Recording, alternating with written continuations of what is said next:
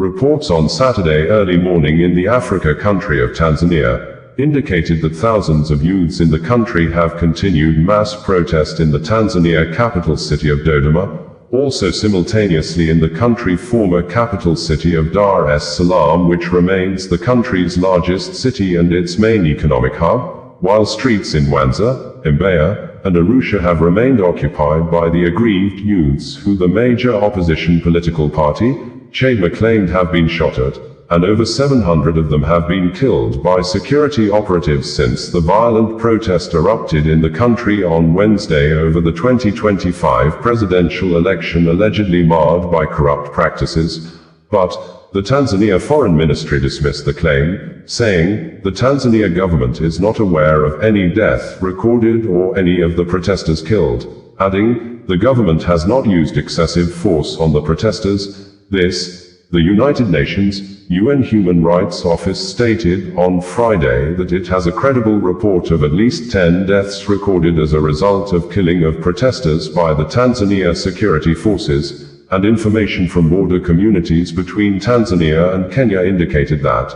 on Thursday, October 30th, in the afternoon, chaos broke out at the Namanga border checkpoint as Kenyan and Tanzanian youth threw stones at Tanzanian police, and the police responded with live ammunition and tear gas canisters, leading to a casualty of 2 people shot dead by police and 2 others, including a Kenyan police officer, were seriously injured. While violent protest continued across major cities in Tanzania, President Samia Suluhu Hassan of Chama Mapinduzi, CCM political party was declared winner, and the electoral body announced on Saturday early morning that the president secured a re-election figure of 97.66% of the votes, which represents 31,913,866 ballots. In the October 29, 2025 controversial presidential election boycotted by the country's main opposition political party,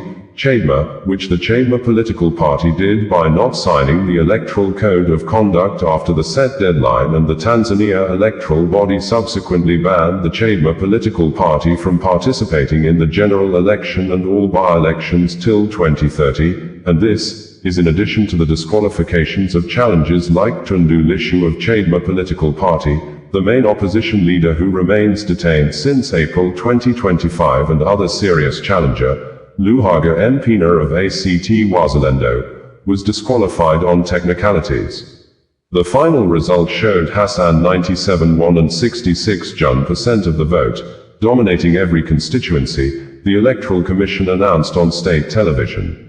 A quick swearing-in ceremony would take place on Saturday, the state TV said. On Friday there were reports that the Tanzanian president, Samia Suluhu Hassan, left her private residence in Zanzibar in a military chopper, and some local media reported on Saturday morning that her whereabouts had remained unknown.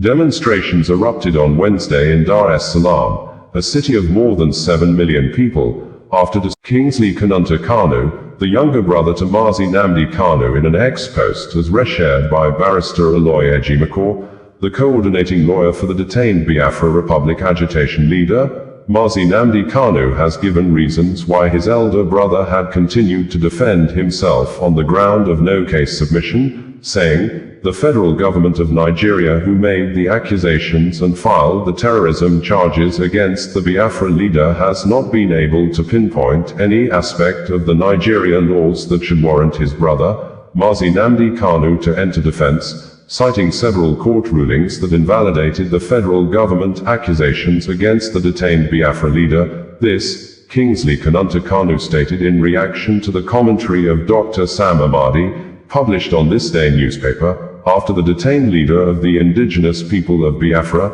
Nnamdi Kanu, on Monday, abandoned his earlier plan to call witnesses in his ongoing trial before the Federal High Court in Abuja.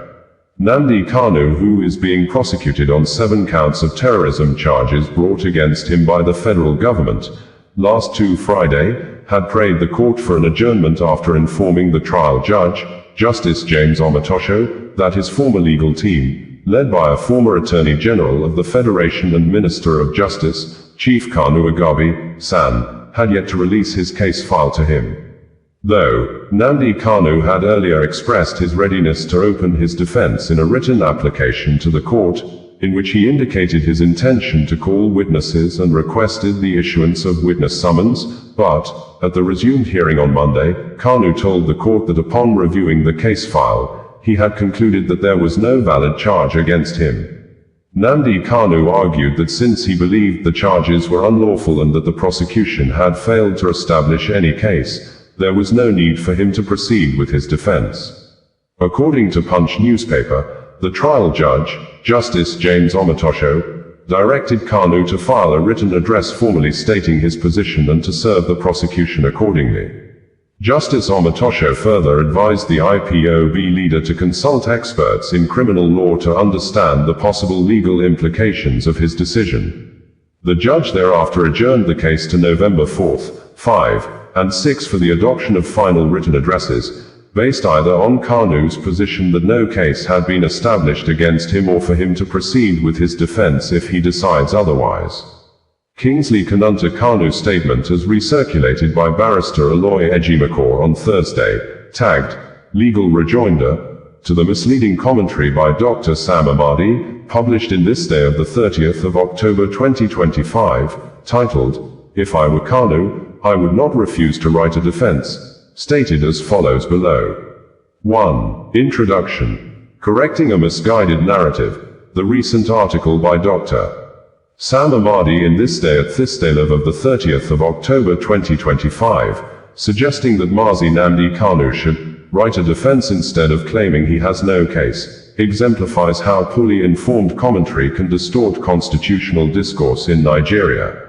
While the piece parades itself as legal analysis, it fundamentally misstates the law and fact. President Bola Ahmed Tinubu of Nigeria has issued a revised policy actions over the 2025 presidential pardons he had earlier granted to 175 persons, some of whom were convicted murderers, deadly kidnappers, which included Mariam Sanda, who had spent barely 6 years and 8 months at the Suleja Medium Security Custodial Center after she was convicted and sentenced to death by hanging over the killing of her husband, Bilyaminu Bello in Abuja, who she stabbed 3 times repeatedly. This, President Bola Ahmed Tinubu in his earlier presidential pardon granted to the 37-years-old convicted and condemned murderer, Mariam Sanda, had asked her to go home free because of her children, but, following public outcry and condemnation, in the revised version of the presidential pardons signed into law on October 21, 2025 and made available to the public by the presidency on Wednesday, October 29, 2025,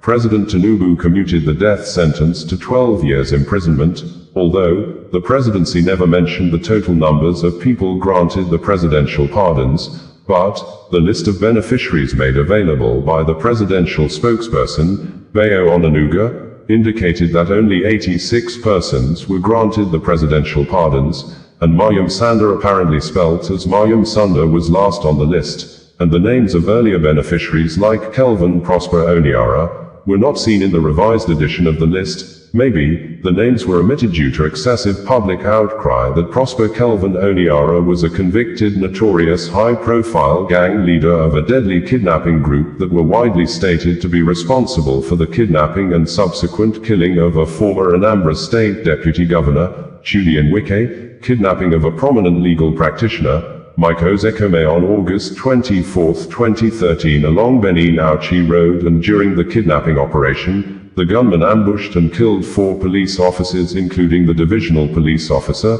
DPO of Ahor Division, who led the police team in an attempt to rescue Mike Ozekome. Outside that, the 44-years-old Oniara was also stated to be responsible for the kidnapping of a judge in the Edo State Judiciary, a top female official of the Federal Inland Revenue Service, FIRS, among other several members of the National Youth Service Corps, NYSC, and security agents, and Oniara was also stated to carry out several armed robberies and kidnap operations in Delta, Edo, Rivers and Anambra states, maintaining operational base and detention camps in Wari and Kokori community in Delta State, Ugbakolo community in Benue State, Benin City in Edo State, and Aba in Abia State, that on the 18th of September 2013, Oniara issued a 60-day ultimatum to the federal government of Nigeria to release some of his boys who were arrested by the Department of State Services, DSS, or he would wreak havoc on innocent Nigerian citizens, and,